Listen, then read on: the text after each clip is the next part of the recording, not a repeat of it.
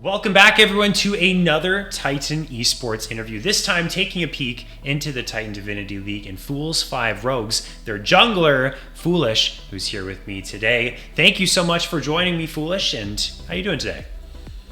I'm not doing too bad. Work's been a bit of a butt kicker, but other than that, can't complain. Watching Monarchs on stream right now on the side. Other than that, just going through. Hell yeah, man. So, I talked to you, last time about the season that you were having. We'll get more on that later. This is our second interview that we're doing together. But this time I'm going to talk to you before we get into your season in Divinity so far with Fools 5 Rogues. We're going to talk a little bit about the fact that you are the owner of the Fools 5 organization. So my first question to you would just be, what's the story behind your want to create Fools 5? How that idea popped into your head of, hey, I want to make an organization. How did that all come together? It started when I first got into comp. I randomly saw a Twitch ad for, I think, Risen, or a different league like that. And I was like, oh, well, what's that? That's kind of cool. And I realized, hey, there's tournaments for, the amateur scene. So I put myself out. At the time, I was just shy of an Emerald mid laner. Put myself out there for teams. Got landed on, did a tryout for a very small org. It was just one team. And they ended up not getting accepted into Blue Otter. And we had our second kid shortly thereafter, after I kind of got into the swing of things. And I realized I might not be able to play very much, but this is awesome. So I just started Fools 5 with a Blue Otter Emerald team. I scooped up the first 5 players that wanted to come. I didn't really know anything. Didn't know about tryouts, none of that. And I sent them to Blue Otter Emerald, and that one didn't work out. But after that season, my wife wanted to join in, Seraph. She's like, I want to host a team. And we moved on to Slash All. She hosted the lower division team. I was hosting the upper division team while playing for a different org, actually. But yeah, the rest is history. We just celebrated our 1-year anniversary at the end of last month. And since then, for a lot of people have come to play, we're up to 10 rosters. 10 rosters. That's incredible, because that was going to be my next question, was how many rosters you guys actually have now. 10 is insane. So that leads me to another question here. As the owner of basically 10 rosters, obviously they probably have their own captains and coaches and whatnot, but how does the day-to-day really work for you when you are kind of spearheading all of this? So I personally sponsor 4 rosters, and then I have a bunch of members of my staff basically who wanted to host 1 or more rosters in various ways, like Mercenaries. They are in finals for Blue Otter Gold, and starting their Titan Gladiator split. That's hosted by Earthen, for example. Solo Mason hosts 2 teams. I'm not doing it all by myself. So my day-to-day is, first and foremost, I handle rogues. I'm the manager of them as well. Knights I keep a close eye on, and then I'm just poking my head around in the Discord, making sure everyone's behaving. That's a big thing. But just keeping everything kind of together, trying to keep things fun. If people need help with finding players or something, I try my best to help there, or I get them to somebody who can help. But a lot of it's been delegated at this point, because 10s, I could not solo 10 teams.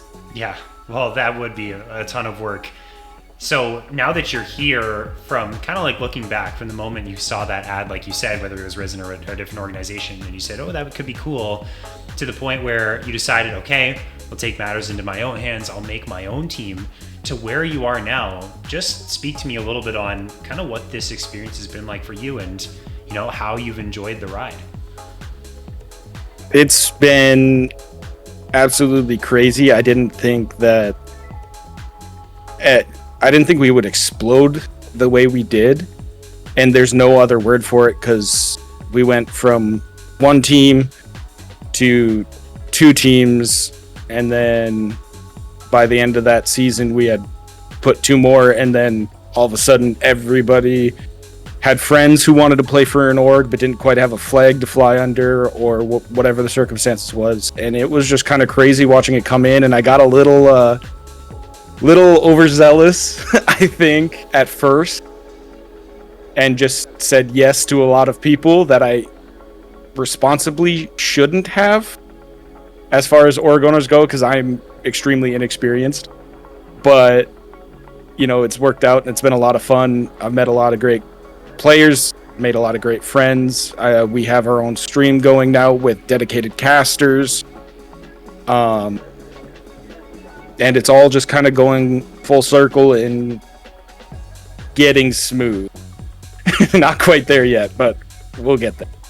Well, as long as it's, you're enjoying yourself, even if, you learn some things along the way and things get better, then that's what you're there for. And you've been able to give so many players a team, like you said, a banner to fly under and an opportunity to compete. So that's a fantastic thing in itself. And now we'll move on to your season, but before that, we'll talk a little bit about the previous season, which you and I were talking before, and you were like, oh, we're really going to go into that. I think it's relevant to your season now, because for those of you that don't know, you were on the Foolsary team in Divinity last winter, and you guys finished 7-0, very confident heading into playoffs. Unfortunately, you fell just short in a 5-game series, 3-2, and that must have been a gut punch for you, because I'm sure you guys were definitely expecting to at least get to the finals to contend for that title. So kind of talk to me about how you were feeling after that happened and what your mindset was now going into this season of Divinity.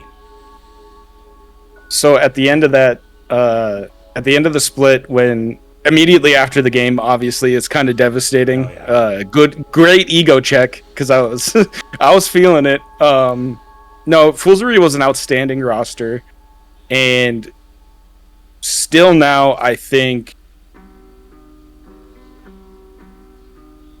once again my inexperience kind of cost us that. I still give insane amount of credits to the Conduit roster, because they knew, hey, this is probably going to go to 5-game series. They picked away some of our key picks. They gave us multiple of our S tier picks at once, so that way, hey, we're going to end up losing this game, so you guys can have whatever you want. And I didn't see that coming, so I made a lot of mistakes in draft leading up to the Game 5, and then Game 5 was just a free-for-all panic. The pressure kind of got to me, and I ended up drafting the worst draft I've ever tried to put together. And I was playing a champion that I had some experience on. I sniped away Darius, because that was when Darius Jungle was the best champ in the game, and then we didn't know what to do with it. It was my mistake, and everyone played their best, but it just ended up falling short. I still blame me. A lot of the players say different, but... Well, I mean, coming from that perspective of drafting for the squad and making decisions in the moment, I have coached one team before, and there was a lot of times where I made a certain decision to draft something, and then once the game is over, you see it play out in hindsight, you're like, oh, what was I thinking? Like, why did I do this? I have those feelings all the time. So I think it's a very common thing, and it's unfortunate that it happened, but now we can kind of transition this to this season here. And you guys are starting off pretty nicely, but talk to me a bit now how this roster came to be and how you assembled this 5 to compete, to continue kind of the Fools 5 reign in the Divinity League. So, I mean, I carried over 5th from that last roster. His work schedule changed. He was going to be staying on nights, originally targeting Berserker, but because of his work schedule change, Monday was free, not Thursday. So I just said, all right, perfect, come play with me. I was in the middle of a role swap at the end of that season because I wanted to relieve some of the pressure of trying to shot call early and trying to lane. At times, it really affected my gameplay, so I was like, I'll just jungle.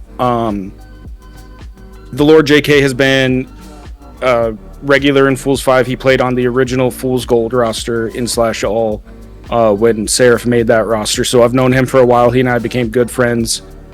Atreides and Ivar are the Concrete are the new players to the org. I met Atreides when I subbed in for TPO in Blue Otter. I just wanted to help them out first and foremost, and to get some match time before the season started, because Titan's always my game plan.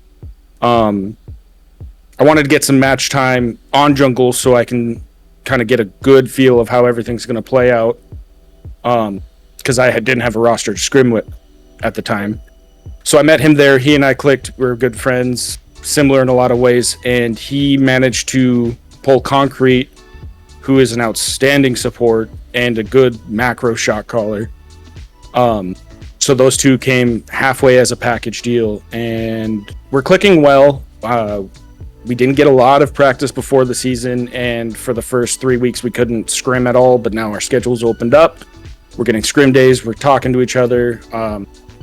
I picked up the bully as a coach. Oh, and he's helping us out now. That's been an interesting thing. That was Concrete's doing, or Ivar. I should just call him Ivar. That's what people know him as. But yeah, so getting a lot of help, getting a little lucky, and it's been going well. It's a lot of fun so far. Hell yeah. I mean, it has been a really solid start for you guys. You're now 4 games in. You guys had a match yesterday, I believe it was, unless it was rescheduled. You guys got the 2-0 win. Now you're sitting at a pretty solid 3-1. I believe I double checked the standings. Yeah, 3-1 in series score, 7-3 game score. Your only loss falling to Jolly Rogers Swashbuckler, who is the number 1 team, and that one went to 3. So I guess talk to me a little bit about that series, what maybe went wrong for you guys, and any tweaks you can do going forward to be a team that can knock down the top squads that are in each group, like a Jolly Rogers. Well, I mean, the immediate thought that comes to mind is, as we're practicing more and figuring out each other's limits, that's going to help a lot in taking down some of these top tier teams. There's a lot of them in a lot of the other groups. That's going to make playoffs really interesting and really important for group seeding. Jolly Rogers, our early games were really disappointing in the first and last game. I think we won game 2, and it kind of we just couldn't recover. They were a solid roster. I think if we ran it back at the end of the regular season, I think we'd be able to take them now, but not to discredit them. But and then yeah, I mean, it's just going to be, once we actually get on all cylinders, it's going to be another good roster, I'm confident. Absolutely. And if you guys can ramp up, like you said, throughout the season, get stronger and stronger, build off of those lessons, then, I mean, with the start that you have, you will be a formidable team going forward. Before we kind of wrap up and get to shoutouts, I guess I'll just ask you personally, your own motivations. We talked about the last season, how heartbreaking that was. What are your thoughts around the season as a whole? What are your motivations? How do you perceive this season? Do you perceive it as, I have no excuse but to get right back up to the top? This has to be the year I win. Is that kind of where your mind is, that fire burning? There's quite a bit of redemption in me. I want to, silence some of those voices of, there was a lot of talk of, first of all, clap back, because I said I was confident we were going to win 9 out of 10. And then there was some shots about, getting carried on that roster. Now I'm playing on a different roster, on a different role, and we're looking strong. So I'm just looking to keep the momentum going. We're going to go as far as we can. And I think this is a roster that, if I don't know where our ceiling is, and looking across at some of the other top tier teams, I think we can be right there in them. So if everyone comes in with a good game plan, does their jobs, communicates, I think we should be viewed as a contender at the very least. Absolutely. And I tend to agree. The competition is fierce. Divinity is an absolutely massive league, but it looks like you guys are in a good spot for the moment. Thank you so much, Foolish. Any shout outs you want to give before we close out the interview? First and foremost, once again, Seraph. She has been my right-hand woman through all of this. She does way more for the org than people realize, especially in like helping with the streaming stuff. Shout out to Aussie J, who has put in a lot of work in getting our streams organized for schedule, making sure everyone knows what they need to do, who's playing, whatnot. All my staff, you guys have been kicking butt, taking the weight off of me. I really appreciate it. And shout out to Titan, because I'm having more fun than ever, as always. Awesome. Well, Foolish, once again, it was a pleasure taking the time to talk to you, and thanks for being here tonight. Yeah, thank you, Faris. It's always fun to get some time to talk about what we do. Absolutely. That was Foolish of Fools 5 Rogue, and the owner of the Fools 5 organization, participating in many leagues, 10 teams, as we learned today, spanning across the entirety of the amateur scene here in North America. Thank you so much for tuning into this interview. I'm Faris, showcaster here at Titan Esports. Stay tuned for more interviews in the future, and we'll catch you in the next one.